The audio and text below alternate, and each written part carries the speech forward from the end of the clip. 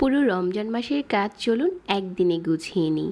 যাই বানাই হাতের কাছে মশলা রেডি রাখতে হয়, এজন্য আজকে কিছু বেসিক কাজ করে রাখবো। এগুলো হাতের কাছে থাকলে আপনি ইফতার রেডি করতে বেশি সময় লাগবে না। প্রথমে আমরা ছোলা ভিজিয়ে নিচ্ছি, তারপর পেঁয়াজের জন্য ডাল ভিজিয়ে রাখছি। ছোলাটা হচ্ছে পর্যাপ্ত পরিমাণের পানি দিয়ে সারা রাত ভিজিয়ে রাখার পর এখানে সাথে কিছু আলু দিয়ে ভালো করে সিদ্ধ করে নিচ্ছি। আর ছোলার ডালটা আমি রাইস কুকারে সিদ্ধ করছি, আপনারা কিন্তু এমনিতেও সিদ্ধ করে নিতে পারেন চুলায় বসিয়ে। ছোলাটা সিদ্ধ করা হয়ে গেছে, পানি ঝরিয়ে তারপর যে সাথে যে আলুগুলো দিয়েছিলাম এগুলো কিউব করে কেটে জিপলক ব্যাগে ভরে রাখছি। এখন অল্প অল্প এখান থেকে নিয়ে ভুনা করে নিলে হয়ে যাবে। একইভাবে আমি পেঁয়াজের জন্য ডালটা পেস্ট করে নিচ্ছি। এই ডালটা কিন্তু পানি ছাড়া পেস্ট করে নিচ্ছি, আর খুব বেশি মিহি পেস্ট করা যাবে না, তাহলে পেঁয়াজও ক্রিস্পি হবে না। ডালগুলো এরকম ছোট ছোট বাটিতে করে সংরক্ষণ করে নিচ্ছি। ডাল পেস্ট করা হয়ে গেছে, এখন আমরা বাসায় বেসন বানিয়ে নিব। আমি ছোলার ডাল দিয়ে বেসন বানিয়ে থাকি, আর সাথে হচ্ছে পোলাওর চাল দিই। বেসন দিয়ে যা কিছু ভাজা হয় অনেক বেশি ক্রিস্পি থাকে। এখন আমাদের বেসনটাও রেডি হয়ে গেছে। আপনারা চাইলে কিন্তু এগুলো বেশি করে গুঁড়ো করে নিতে পারেন, বাইরে থেকে গুঁড়ো করতে হবে তাহলে। একইভাবে আমি আদা রসুনও পেস্ট করে নিচ্ছি। আদা রসুন পেস্ট করার ক্ষেত্রে আপনি যদি বড় রসুনটা নেন তাহলে সময়টা বেঁচে যাবে। আদা রসুনগুলো একটু কুচি করে কেটে নিচ্ছি, আর এখন ব্লেন্ডারে নিয়ে ভালো করে পেস্ট করে নিচ্ছি। চাইলে আলাদা আলাদা পেস্ট করা যাবে, তবে সময় বাঁচানোর জন্য একসাথে পেস্ট করলেই বেশি ভালো হয়। এখন আমরা কিছু পেঁয়াজ কুচি করে কেটে নেব। পেঁয়াজ বেরেস্তা ছাড়া কিন্তু রোজার মাসে অনেক রকমের খাবার তৈরি করতে গেলে পেঁয়াজ বেরেস্তা লাগে, এটা ছাড়া একদমই চলে না।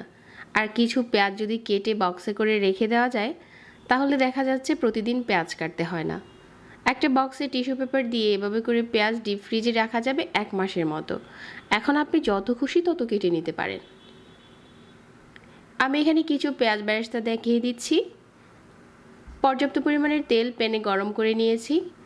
কিছুক্ষণ ভেজে নেওয়ার পর পেঁয়াজের উপরে এখানে আমি হাফ চা চামচ দিয়ে দিচ্ছি চিনি। চিনিটা দেওয়ার কারণে কিন্তু পেঁয়াজ বেরেস্তাটা ক্রিস্পি হবে। কিছুদিন আগে আমি একটা কমেন্ট পেয়েছিলাম বেরেস্তা কীভাবে ভাজা হয় আর কীভাবে সংরক্ষণ করা হয় তার উপরে একটা ভিডিওর জন্য। তো এখন হচ্ছে এই বেরেস্তাটা লাল করে ভেজে নেওয়া হয়ে গেছে, আর একটা টিস্যু পেপারে উঠিয়ে নিচ্ছি। যখন দেখা যাবে যে ফ্রাই হতে শুরু করেছে ওই পর্যায়ে চুলাটাকে বন্ধ করে দিয়ে তাড়াতাড়ি করে উঠিয়ে নিতে হবে। এখন এই পেঁয়াজ বেরেস্তা কৌটোতে ভরে রেখে দিলে 1 মাসের মতো ভালো থাকবে। একইভাবে আমি জিরাটা একটু হালকা ভেজে গুঁড়ো করে নিচ্ছি।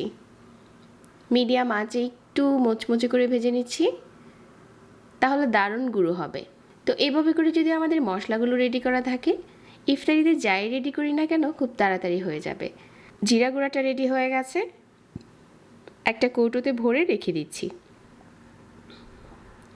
এখন হচ্ছে আমি গরম মশলার গুঁড়ো করে নিচ্ছি। এখানে আমি যে যে মশলাগুলো নিয়েছি এগুলো একটু স্ক্রিনশট নিয়ে নিতে পারেন, আর খুবই অল্প করে নিয়েছি। যে মশলাগুলোর ফ্লেভার বেশি স্ট্রং থাকে গরম মশলা বানানোর ক্ষেত্রে এই মশলাগুলো একদম কম করে নিতে হবে। জয়ত্রী, জয়ফল আর হচ্ছে স্টার মশলাটা আমি খুবই কম নিয়েছি।